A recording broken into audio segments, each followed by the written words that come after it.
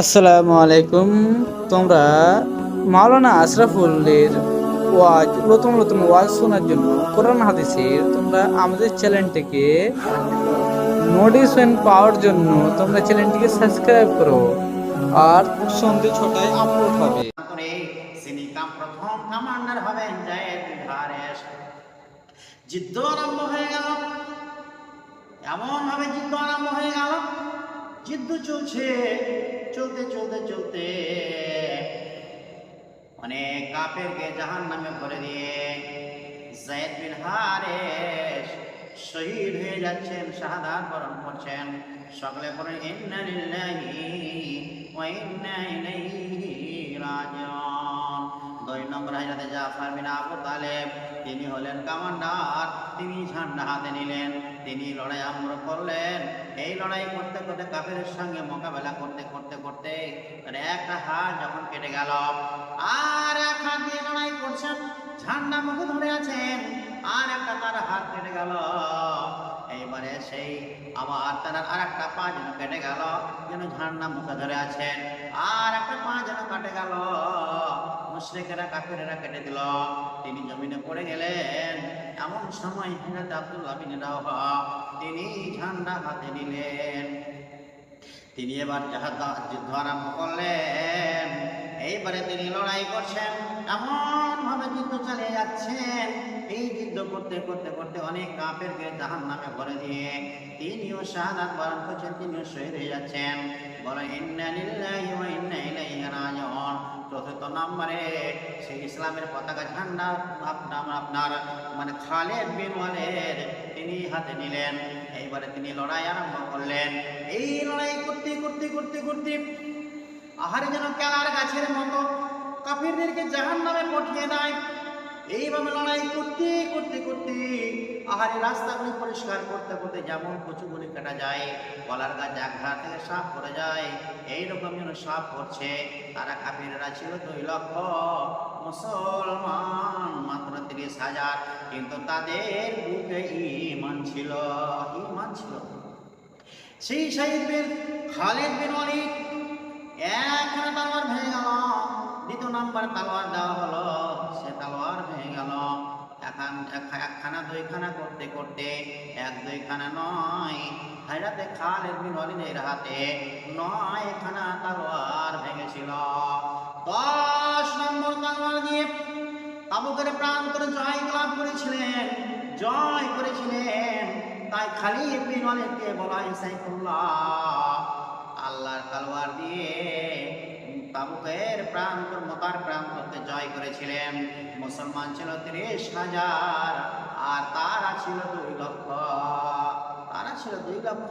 রক্তের বন্যা বইয়ে দিয়েছিলেন, সেই যুদ্ধে তিনি জয় লাভ করেছিলেন।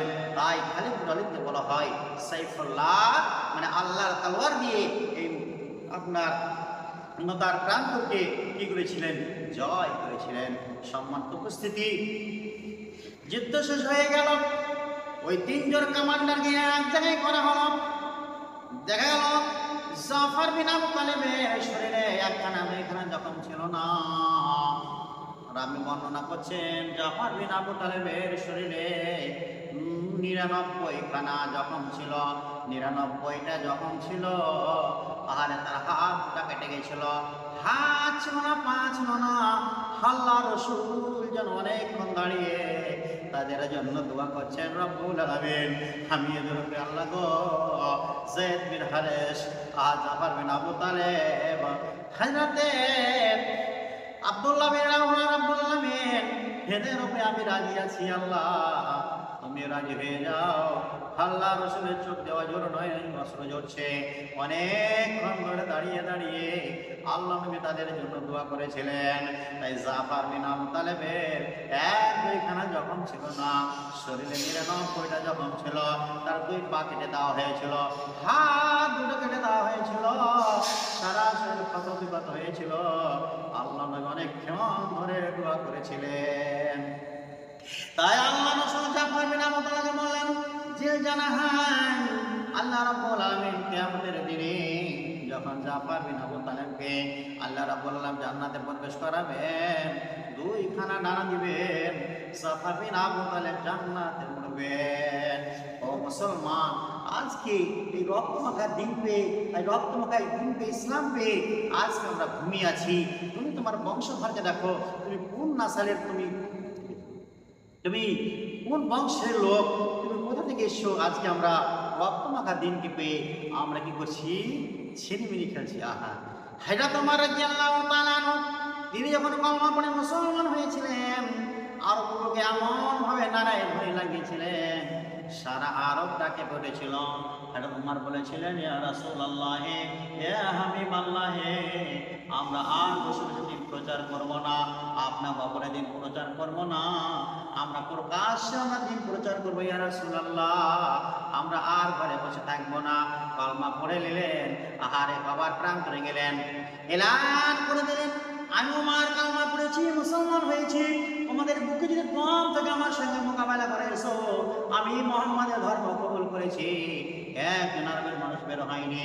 আহারে তেরা তানার ভাইয়ের কাছে গেলেন, আবু জাহালের কাছে গেলেন, বলে, আবু জাহাল ভাই, তুমি তো মুসলমান হলে না, আমি তোমাকে দাওয়াত দিচ্ছি, তুই কালমা পড়ে মুসলমান হও, আমি মুহাম্মাদের দিন কবুল করেছি, আমি মুসলমান হয়ে গেছি, ভাই তুমি মুসলমান হয়ে যাও। আবু জাহাল বলেছিল, তুই তো বেদিন হয়ে গেছিস রে। হ্যাঁ, তোমার ফারুক, তিনি হক এবং বাতিল দুজনকে আলাদা করে দিতেন, তার নাম ছিল হযরত ওমর ফারুক। তিনি কালমা পড়েছিলেন, এমনভাবে নারায় ধ্বনি লাগিয়েছিলেন, সারা আরবটা কেঁপে উঠেছিল। এর নাম ইসলাম। আজকে আমরা এই দিনকে পেয়ে, আজকে আমরা ঘরে অনেক সাথে আমরা দিনকে পেয়ে, আজকে আমরা দিনের কোনো আমরা মূল্যায়ন করি না, আজকে আমরা দিনের কোনো গুরুত্ব দিই না। যে জিনিস যেটা মানে সহজে পাওয়া যায় তার কোনো মূল্য থাকে না। আমরা আজকে দিনকে সহজে পেয়েছি, আজকে আমাদের নিকটে কোনো মূল্য নেই। আজকে আমরা ঘুমিয়ে আছি, আজকে মসজিদ আজান দেয়, সালাতের জন্য ডাক দেয়, আমরা ঘুমিয়ে থাকি, আমরা শুয়ে থাকি, আমাদের একটু জ্ঞান করে না। অতএব আজকে আমরা রক্তমাখা দিনটি পেয়েছি, এই দিনের আমরা কদর করি না, আমরা এই দিনের আমরা সম্মান করি না, আমরা বুঝতে পারি না। শেষের বেলায় দোয়া করবো, রব্বুল আলামিন যাতে আমাদেরকে এই দিনকে বোঝার এবং শোনার এবং মানার জন্য তৌফিক দান করেন। আমিন আল্লাহ আমিন। অনেক কথা আছে, যার সময় শেষ হয়ে গেছে, সময় নেই। না তো আমি আর একটা আয়াত তেলাওয়াত করেছিলাম সূরা আপনার সাফে, যাক সেটা আর আজকে তর্জমা করা হলো না। আল্লাহ রাব্বুল আলামিন আমাদের সময় পাই, আমি সেই বাঁকা করবো। আল্লাহ আমাকে বলার এবং শোনার আপনার আমল করার জন্য তৌফিক দান করেন। আমিন আল্লাহ আমিন। আসসালামু আলাইকুম ওয়া রাহমাতুল্লাহ।